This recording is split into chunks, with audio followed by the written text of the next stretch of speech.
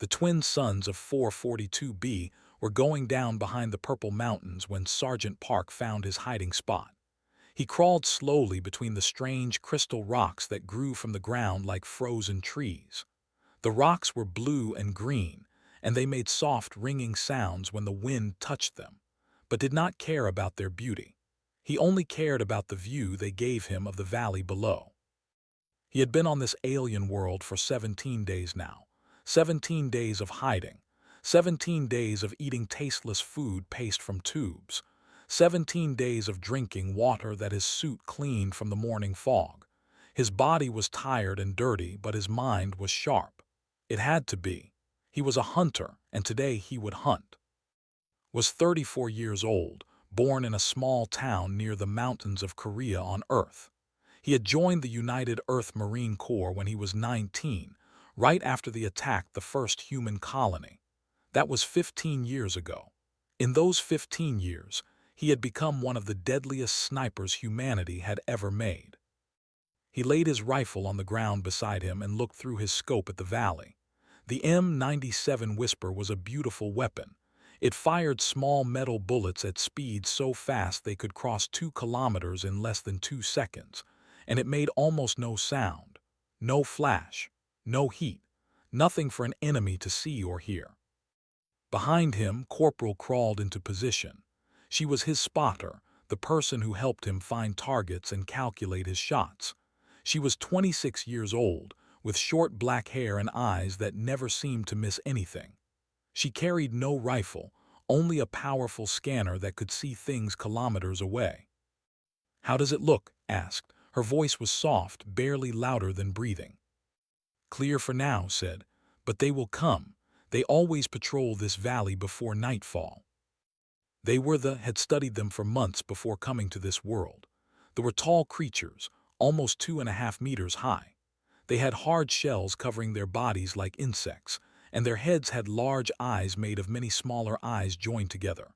They had 4 arms, 2 large ones for fighting and 2 smaller ones for delicate work.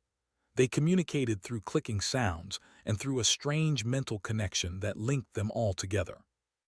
They had conquered 12 star systems in the past 10 years. They moved from world to world, taking everything they wanted and killing everyone who stood in their way. They were strong. They were fast. They worked together like parts of one giant machine. And they had never lost a war. When they first met humans, they thought it would be easy. Humans were soft. Humans were small. Humans did not have natural weapons like claws or shells. They attacked the human colony on station and killed 8,000 people in one night. They expected humanity to surrender after that. They were wrong. Press some buttons on her scanner. I am picking up movement, east side of the valley, coming through the narrow passage. Moved his scope to look. At first he saw nothing. Then, slowly, shapes began to appear between the rocks. Soldiers. They walked in a perfect line, each one exactly the same distance from the others. Their weapons were held ready, and their large eyes moved constantly, looking for danger. "How many?" asked. 16, standard patrol size. One squad leader marked with red bands on its chest. Counted them himself. 16 tall figures moving through the alien landscape. They looked powerful and dangerous. Any normal person would be afraid of them. Felt nothing but calm. "Distance?" he asked. 2,200 meters. They are moving toward the canyon. If they follow their usual path, they will pass through the narrow area in about 8 minutes. 2,200 meters, more than 2 kilometers. At that distance, the soldiers looked like small toys through his scope. To them was invisible. Their eyes could not see that far. Their weapons could not shoot that far. They did not even look in his direction because they believed nothing dangerous could exist at such a distance. This was what made humans different. This was what they did not understand. On Earth, millions of years ago, humans had survived not because they were the strongest or the fastest. They survived because they could think ahead. They made tools. They planned. They worked in small groups and hunted animals much larger and stronger than themselves. They learned patience. A lion attacks when it sees prey. A wolf chases until it catches something. But a human can wait. A human can sit in one place for hours, for days, watching and planning. A human can strike from distances that other creatures cannot even imagine. They had never met anything like humans before. Wind speed, asked. Checked her scanner. 3.2 meters per second coming from the west-northwest. There is some warm air rising from the canyon floor. I am sending the numbers to your scope now. Small lights appeared in his vision, showing him exactly how to adjust his aim. The bullet would not fly in a straight line. It would curve with the wind. It would drop because of gravity. It would be affected by the thickness of the air and the spin of the planet. A shot at this distance required thinking about dozens of different things at once. Most creatures could not do this. Most creatures could only fight what was right in front of them.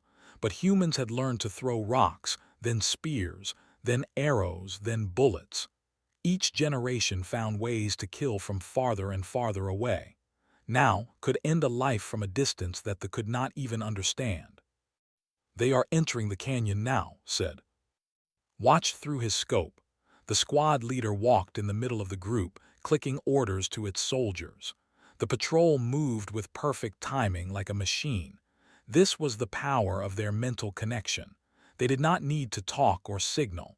They simply knew what each other was thinking. But that connection was also their weakness. They were so used to working as one that they had forgotten how to work alone.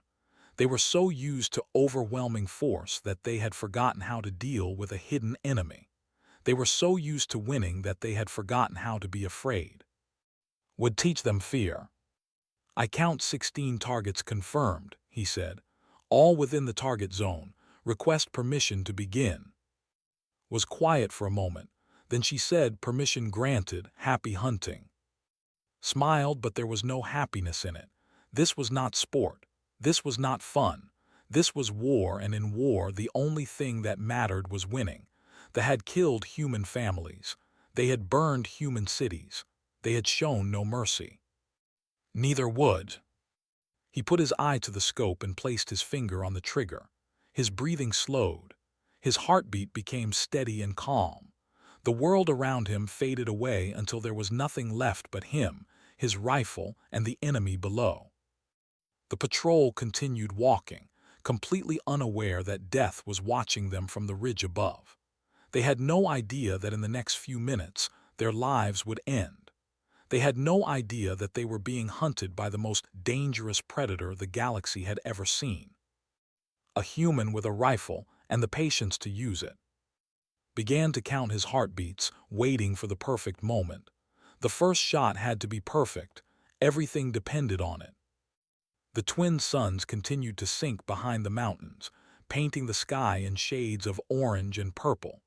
In the valley below, 16 soldiers walked toward their deaths. And on the ridge above, the ghost of 442 be prepared to strike. The patrol moved through the canyon like water flowing through a river. They did not rush. They did not slow down. Every step was measured, every movement planned. The squad leader at the center clicked its commands, and the soldiers responded without question. This was how they had always fought. This was how they had always won. Watched them through his scope, studying each one. He noticed the way they held their weapons, the way they turned their heads, the way their antennae moved in the air. He had been watching soldiers for 3 months before this mission, learning their habits and their patterns. He knew them better than they knew themselves. The rear guard is getting lazy, whispered beside him. He keeps looking at the ground instead of watching behind. Had noticed that too. The soldier at the back of the group was young, probably new to patrol duty. Its movements were less smooth than the others, less confident. It was still learning. It would never get the chance to finish learning. That one first said, then we work forward. This was basic hunting strategy. If you attacked from the front, the prey could see you coming and run away. But if you attacked from the back, quietly taking down one target at a time, the others would not know anything was wrong until it was too late. They did not understand this kind of thinking. Their mental connection meant they usually knew immediately when one of them was hurt or killed. The dying soldier would send a burst of fear and pain through the link, alerting everyone else. But what if the death came too fast? What if the soldier died before it could send any signal at all? That was the secret of the M97 whisper. The bullet moved so fast that it killed instantly. The target's brain stopped working before it could process what had happened. No pain, no fear, no warning, just sudden, silent death. "They are spreading out a little," reported. "The canyon is getting wider here. Distance to rear guard is now 2,300 meters." Adjusted his scope. The extra 100 meters meant small changes to his aim. He had to think about how the bullet would drop over that distance, how the wind would push it, how the air would slow it down. His brain did the math automatically, without conscious thought. Years of training had made these calculations as natural as breathing. "Temperature?" he asked. 18 degrees at ground level, 12 degrees up here. The difference will cause the bullet to rise slightly in the first half of its flight, then drop faster in the second half. Nodded and made another tiny adjustment to his aim. These details seemed small, but at this distance, small details meant the difference between a perfect shot and a complete miss. The patrol stopped moving.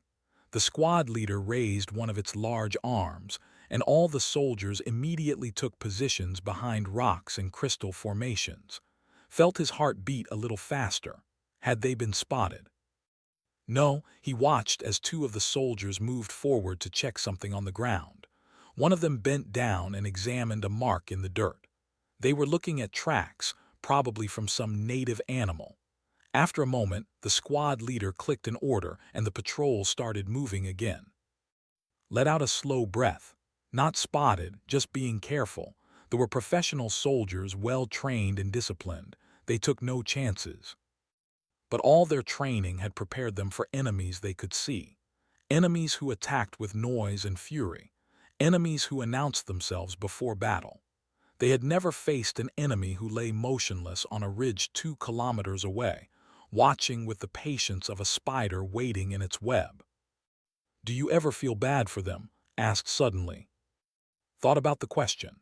He thought about the colony ships he had seen in intelligence reports, carrying millions of alien soldiers to conquered worlds. He thought about the burned cities of Station, the bodies of human children floating in the vacuum of space. He thought about his sister, who had lived on Station, whose last message had been a desperate plea for help that arrived 2 days after she died. "No," he said, "I do not feel bad for them." Was quiet for a moment, then she said, "Good, neither do I." The patrol was deep in the canyon now. The crystal walls rose high on either side, beautiful and strange in the fading light of the twin suns. The soldiers moved through this alien landscape without looking up at the crystals, without noticing their colors or their shapes. To them, this world was just another place to conquer, another resource to take. "They will reach the narrow point in 3 minutes," said. "That is where we plan to start." The narrow point was a place where the canyon walls came close together, forcing the patrol to compress into a formation. It was the perfect killing ground. They would be close together, unable to spread out or find good cover, and the canyon walls would block their view of the ridge where and waited. "Confirmed 16 targets," said.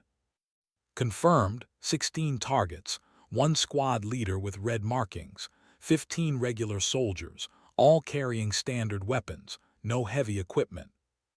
"Any air support?" "Negative. The nearest aircraft is 40 kilometers east. They will not be a factor." Nodded. He had planned this mission for weeks, choosing this patrol route because it was far from air bases and communication towers. By the time anyone realized the patrol was missing, he and would be long gone. They did not know it yet, but they were completely alone. No help was coming. No rescue was possible. They were walking into a trap that they could not see, could not hear, and could not escape. 1 minute to the narrow point," said. began his final preparations. He checked his rifle one more time, making sure every part was working perfectly. He adjusted his position slightly, finding the most stable way to hold his weapon. He controlled his breathing, taking slow, deep breaths that kept his body calm and still. His heart rate was 52 beats per minute, slow and steady like a machine. 30 seconds. The rear guard was clearly visible in his scope now. The young soldier walked with its head down, watching its feet instead of watching for danger. Its antennae drooped slightly, a sign of tiredness or boredom. It had no idea that it was being watched. It had no idea that it had less than a minute to live. 20 seconds. Placed his finger on the trigger. The metal was cold against his skin. He had fired this rifle thousands of times in training, but each real shot still felt important. Each real shot ended a life. He did not enjoy killing, but he did not hesitate from it either. This was his duty. This was what he had trained for. 10 seconds. The patrol is entering the narrow point now. The soldiers compressed together as the canyon walls closed in around them. They were close now, so close that could see the texture of their shells, the movement of their smaller arms, the glow of their compound eyes. They looked strong and dangerous, like monsters from an old story. But monsters could be killed, had proven that many times. "They are in position," said. "All 16 targets are in the killing zone. You may fire when ready." Took one last breath. He let half of it out, then held the rest. His body became perfectly still. The crosshairs in his scope settled on the back of the rear guard's head, right where the skull met the neck. A killing shot, a silent shot, a shot that would begin the end of this patrol. "Firing," he said. And he squeezed the trigger. The bullet left the rifle at a speed faster than sound. It crossed the open air between the ridge and the canyon in less than 2 seconds, spinning as it flew, cutting through the wind like a tiny metal needle. The rear guard never saw it coming. The bullet entered the back of its head and destroyed its brain instantly. The soldier's legs folded, and it collapsed to the ground without making a sound. Was already moving his rifle to the next target. "One down," confirmed. Her voice was calm, professional. No reaction from the patrol. The other 15 soldiers continued walking. They did not turn around. They did not stop. Their fallen comrade lay in the dirt behind them, and they had no idea. The death had come so fast that no signal had passed through their mental link. As far as they knew, everything was normal. Found his second target. Another soldier near the back, this one slightly larger than the first. He aimed for the gap between the chest plates where the softer tissue was exposed. His finger touched the trigger. He fired. The bullet flew true, crossing the vast distance in the blink of an eye. It punched through the gap in the armor and destroyed the main organs. The soldier stumbled forward, hit a rock, and slid down to the ground. It looked almost like it had simply decided to sit down and rest. "Two down," said, still no reaction. Allowed himself a small moment of satisfaction. The plan was working perfectly. This greatest strength, their mental connection, was useless against an enemy who killed too fast for thoughts to form. They were dying one by one, and they did not even know it. He found his third target. This one was walking on the left side of the formation, slightly separated from the others. An easy shot. Fire hit down. 3. Fourth target. A soldier carrying extra equipment on its back, probably a communications specialist. Aimed for the head, the kill shot. Fire hit down. 4. The patrol was getting smaller, the gaps between soldiers getting wider. Could see the empty spaces where living beings had walked just moments ago. But the remaining still did not understand. They kept moving forward, following their training, following their orders. Their minds could not accept what was happening because they had no experience with this kind of attack. Fifth target, sixth, seventh. Each shot was perfect. Each kill was instant and silent. The bodies fell where they stood, scattered along the canyon floor like forgotten toys, worked with mechanical precision, finding targets, calculating shots, firing. His breathing stayed slow and steady. His heartbeat never changed. This was what humans called being in the zone, a state of perfect focus where everything else disappeared. No fear, no doubt, no hesitation, just the target and the shot. 8 down, said. 8 remaining. The squad leader is starting to look around. Through his scope, could see the leader's confusion. The alien had stopped walking and was turning its head from side to side. Its antennae were twitching rapidly, trying to sense something it could not quite identify. The mental link was telling it that something was wrong, that the connection felt thinner than before, but it could not understand why. The leader clicked something to its soldiers. They stopped walking and formed a defensive circle, weapons raised and ready. But they were looking in all the wrong directions. They scanned the nearby rocks, the canyon walls, the ground beneath their feet. They did not look up at the distant ridge where death watched them with patient eyes. They know something is wrong, said, but they do not know what. It does not matter, replied. They cannot hide from what they cannot see. He found his 9th target, a soldier crouching behind a rock trying to use it as cover.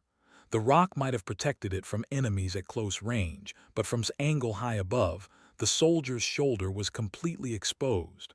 A small target, maybe 6 centimeters wide, but it hit smaller targets in training.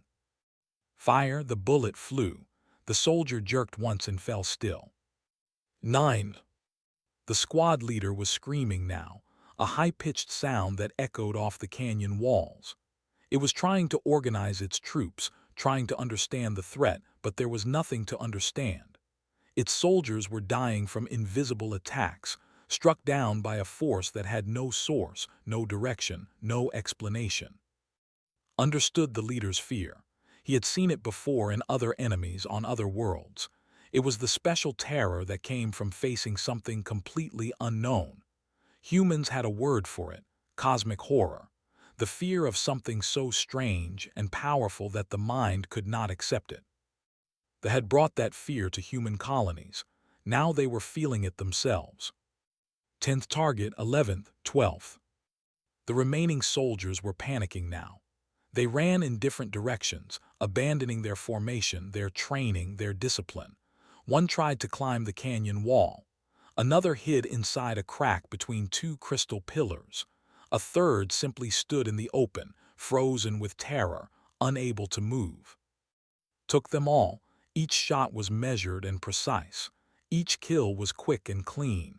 He felt no pleasure in their deaths, but he felt no regret either. This was war. This was survival. They had chosen to attack humanity, and humanity had chosen to fight back. 13, 14, 15. Only the squad leader remained. Could see it clearly through his scope. The leader stood alone in the center of the canyon, surrounded by the bodies of its soldiers. Its weapon hung loosely in its grip. Its antennae had stopped moving. Its compound eyes stared at nothing. It was in shock, realized. The leader's mind had broken. It could not process what had happened. 15 soldiers dead in less than 5 minutes, killed by an enemy that made no sound, left no trace, and could not be seen. Orders asked. Kept his crosshairs on the leader. It would be easy to end this now. One more bullet, one more kill, and the patrol would be completely destroyed. That was the mission. That was the plan. But something made him wait. He watched the leader standing among its dead, alone for perhaps the first time in its entire life. The mental link that had connected it to its soldiers was gone. The voices it had heard since birth were silent. It was experiencing something No was designed to experience, total isolation. Command wants it alive if possible, said, for questioning. Considered this. A living leader would have valuable information about enemy movements, about their plans, about their weaknesses. The intelligence officers would want to talk to it. They would want to learn its secrets. But had other orders. Older orders, given by a general who understood that some messages could only be written in blood. They needed to learn that attacking humans had consequences. They needed to learn fear. A captured leader would tell its people about human technology, about human tactics, but a dead patrol with no survivors would tell them something far more powerful. It would tell them that somewhere out there, hidden in the darkness, something was hunting them, something they could not fight, something they could not understand, something that killed without warning and disappeared without a trace. Fear was a weapon too, and knew how to use it. "I am sorry," he said quietly. He was not sure if he was apologizing to command or to the leader standing alone in the canyon below. Maybe all three. Then he fired. The leader fell, joining its soldiers on the canyon floor. 16 dead in 6 minutes.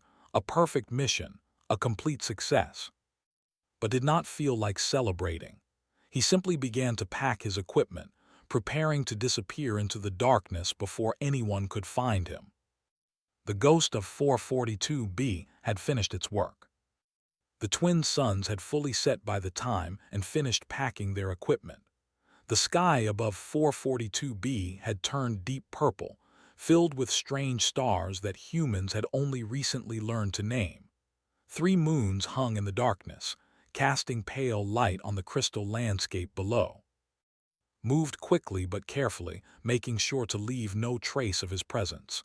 He wiped away the marks where he had been lying. He collected the empty shell casings from his rifle. He checked the ground for anything he might have dropped. In 20 minutes, there would be no evidence that any human had ever been on this ridge.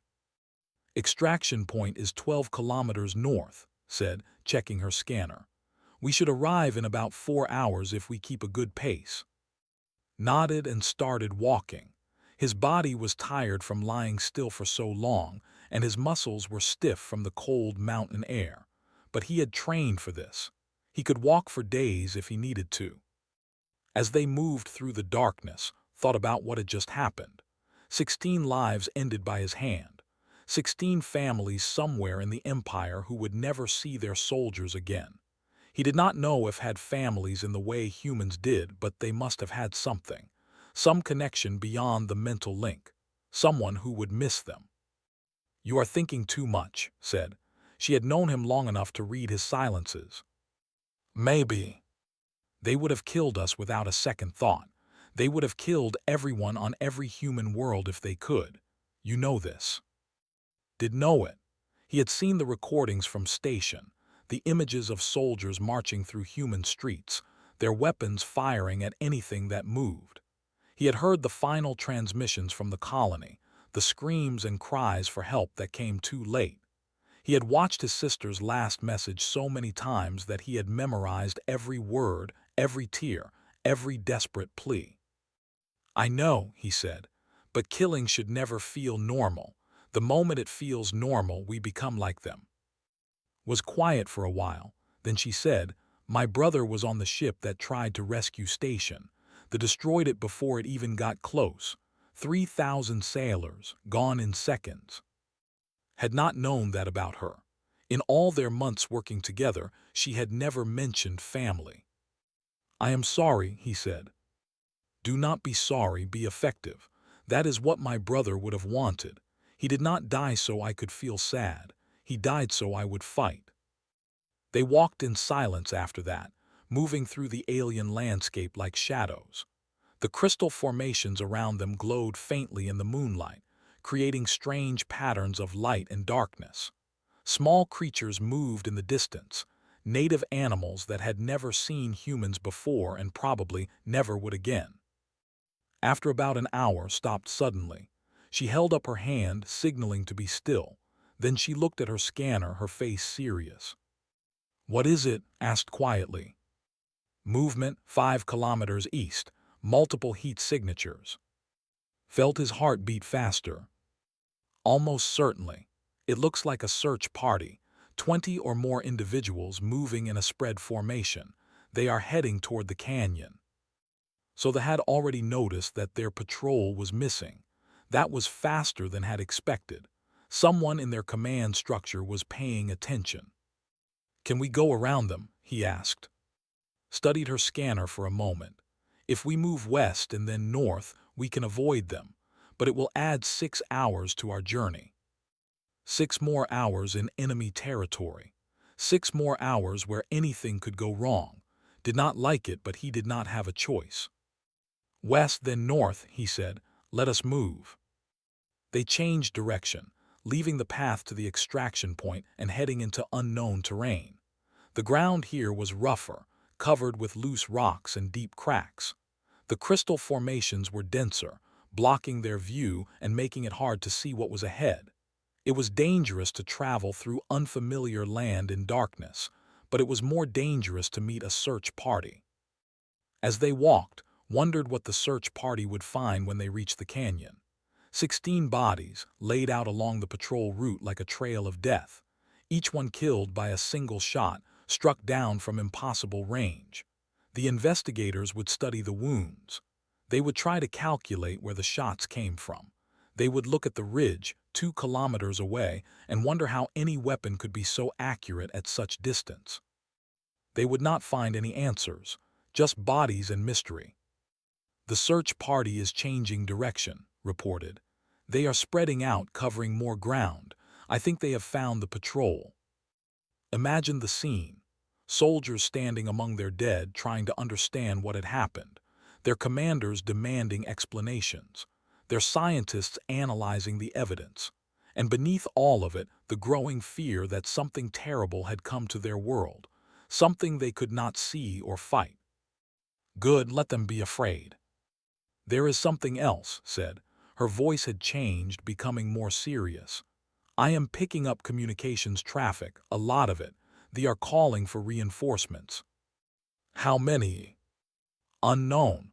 But based on the signal strength, it could be significant. They are taking this very seriously. Of course they were. They had lost patrols before, killed by local resistance fighters or dangerous wildlife. But those losses were always explained. They always made sense. This was different. This was a complete patrol wiped out by an invisible enemy, killed with a precision that they had never seen. This was proof that something new had arrived, something dangerous. We need to move faster, said.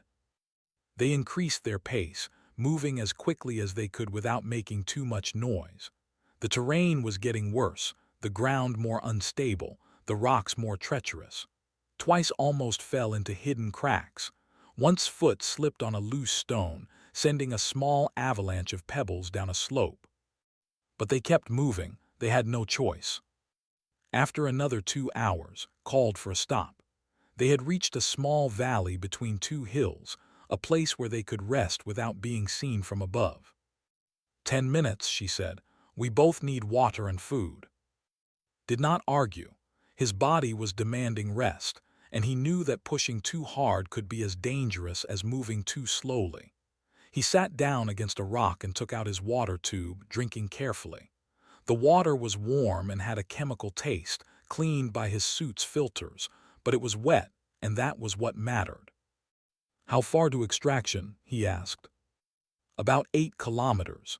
We should be there before dawn if we maintain our current pace. Dawn? In a few hours the twin suns would rise again, bringing light to this alien world. They would continue their search. They would send aircraft to scan the mountains. They would bring more soldiers, more equipment, more resources. The window for escape was closing.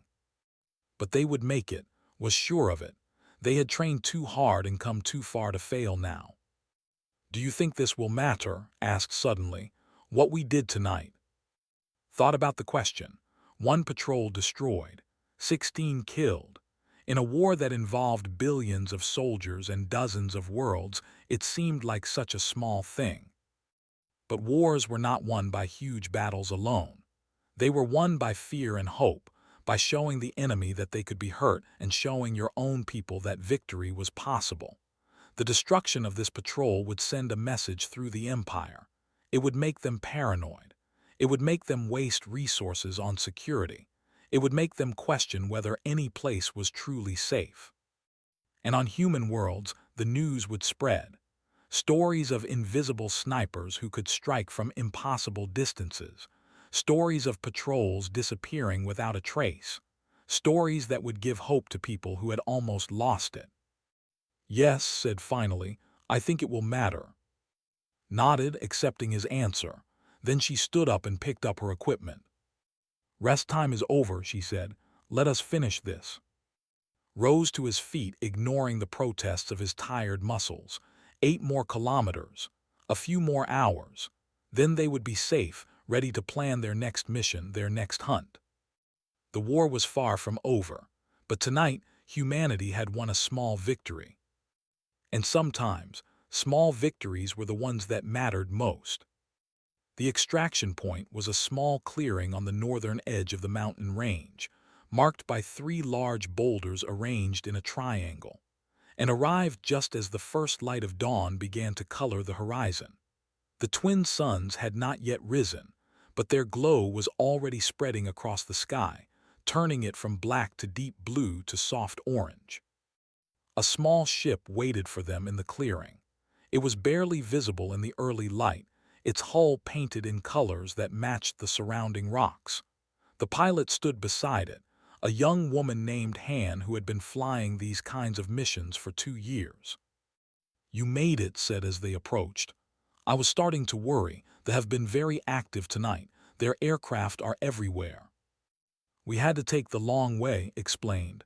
Search parties. Nodded. She did not need more explanation.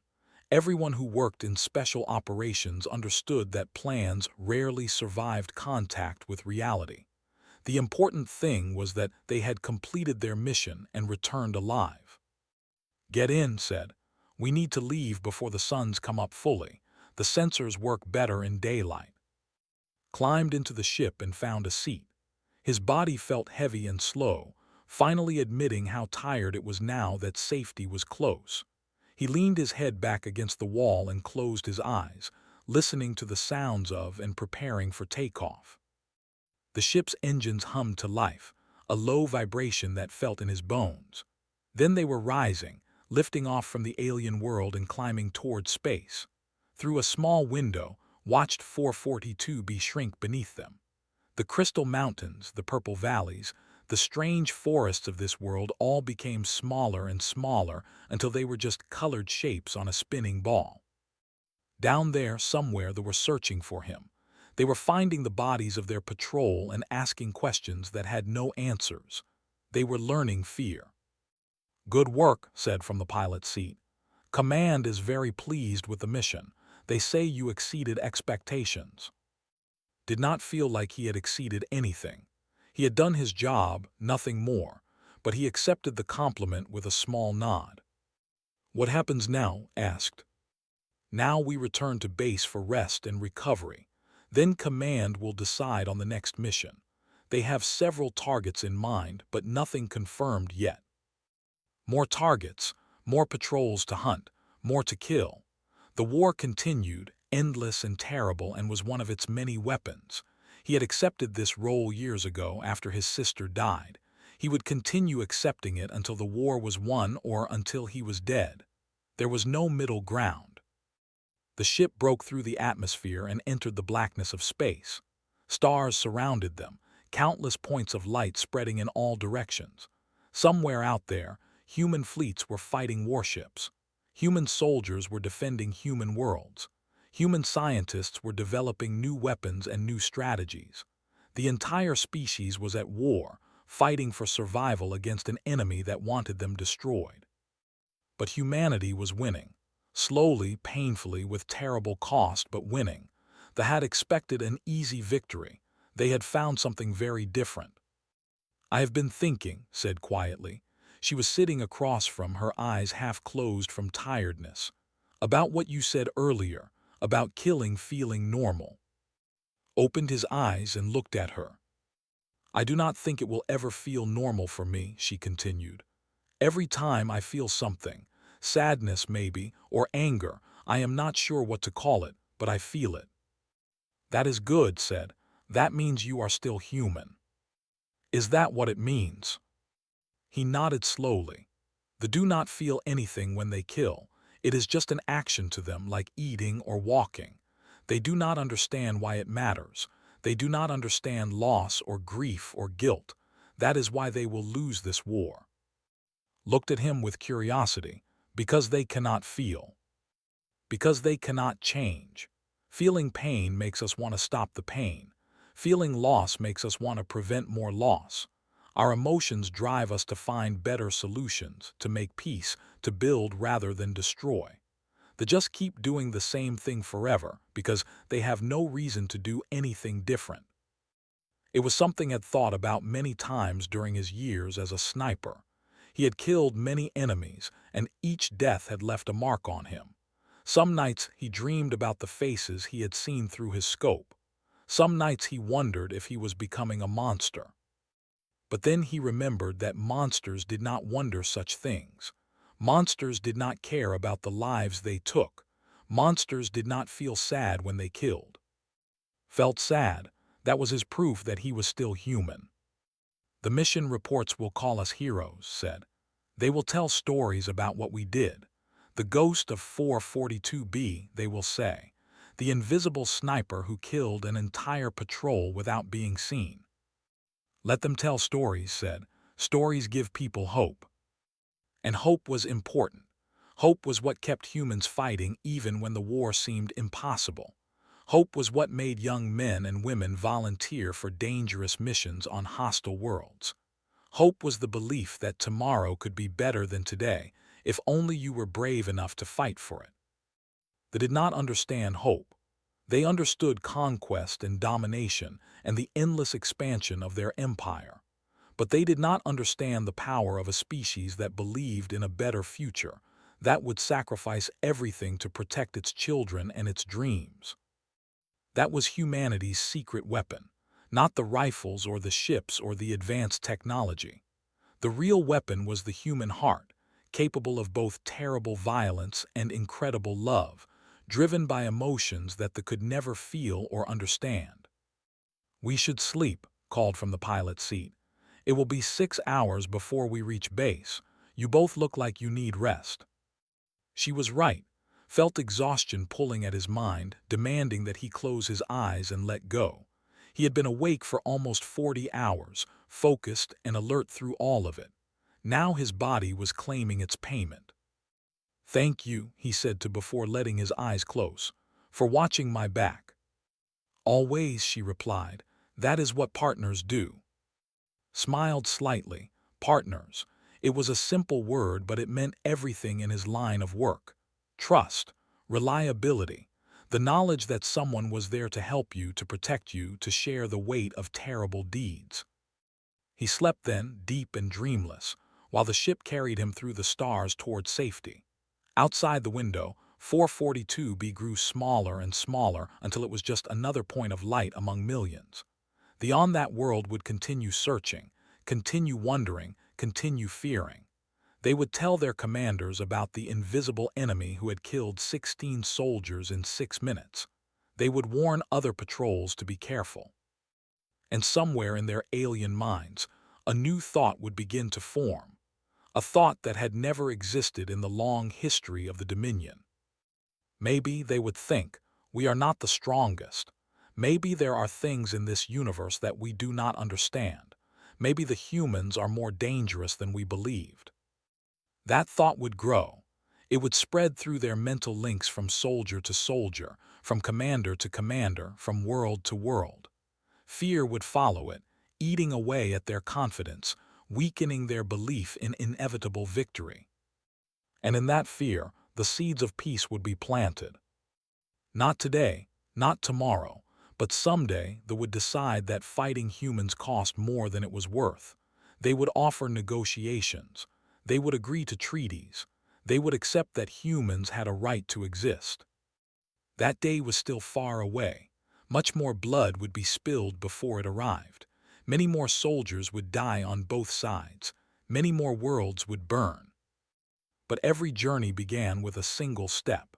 And today, on a distant world under alien suns, one human sniper had taken another step toward that distant peace. Sergeant Park slept, carried through the stars by a small ship with a brave pilot. Behind him, he left 16 bodies and a legend.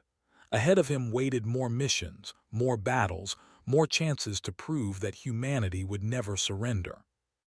The ghost of 442b had done his work. Now he rested, gathering strength for the next hunt. And somewhere in the vast darkness of space, though we're learning to be afraid,